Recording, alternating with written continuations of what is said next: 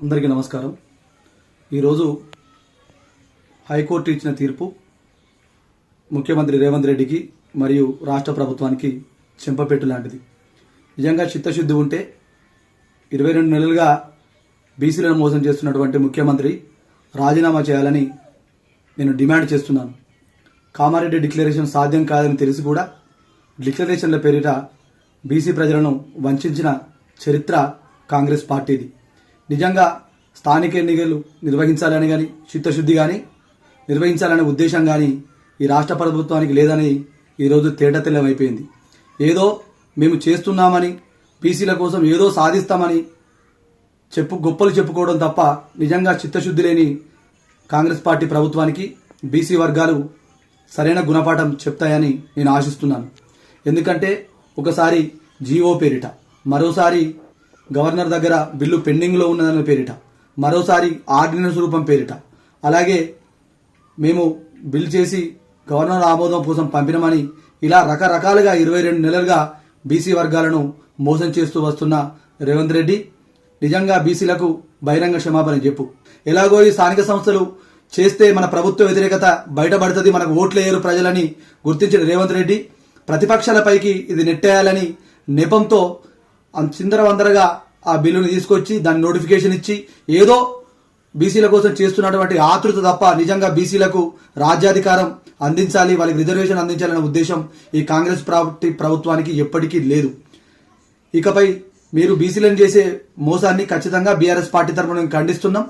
నిజంగా మీకు చిత్తశుద్ధి లేదు, కేవలం ఎలక్షన్ల కోసమే మీరు ఇచ్చిన హామీలు పక్కదోవ పట్టించాలనే ఉద్దేశంతో హామీలు అమలు చేయలేక ఇలా రిజర్వేషన్ల పేరిట డ్రామాలు ఆడుతున్నారు.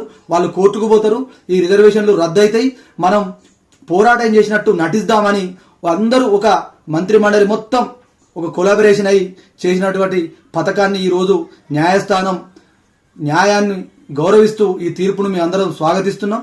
బీసీలకు ఖచ్చితంగా చిత్తశుద్ధి ఉంటే నీకు గుణపాఠం చెప్తారు. 50 సార్లు నువ్వు నరేంద్ర మోడీని ఢిల్లీకి పోయి పలుపార్లు కలిసినావు కదా, కేంద్ర మంత్రులను కలిసినావు కదా, ఏ రోజైనా బీసీలకు మేము 42% ఇవ్వాలనుకుంటున్నాం, మీరు కూడా మద్దతు తెలిపాలని ఈ రోజు నన్ను అడిగినావా?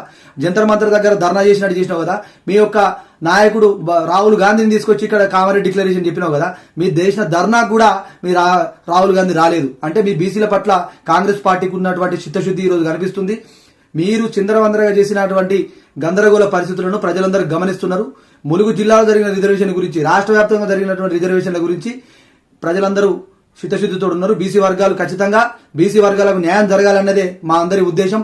అందుకే బీఆర్ఎస్ పార్టీ కూడా శాసన మండలిలో తీర్మానం పెడితే ఏకగ్రీవంగా మద్దతు తెలిపింది. గౌరవ మాజీ ముఖ్యమంత్రి సుప్రీంకోర్టులో కూడా పిటిషన్ వేసి చేసినా కూడా వాళ్ళు బిల్లు ఒప్పుకోకపోతే 27% రిజర్వేషన్ తీసుకొచ్చి బీసీలకు రాజ్యాధికారం కల్పించినటువంటి గొప్ప మనసున్న నాయకుడు కేసీఆర్ గారు.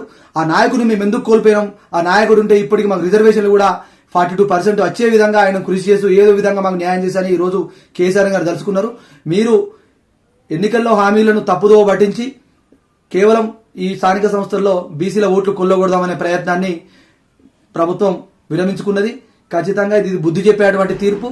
మీకు త్వరలోనే బీసీ సామాజిక వర్గం మొత్తం మిమ్మల్ని తిరగబడి ఖచ్చితంగా బీసీల ద్రోహులుగా వాళ్ళందరూ గుర్తిస్తారని నేను ఆశిస్తున్నాను. బీఆర్ఎస్ పార్టీ తరఫున బీసీ రిజర్వేషన్ల కోసం మద్దతు తెలుపుతాం. వాళ్ళ తరఫున మేమందరం పోరాటం చేస్తాం. జై తెలంగాణ.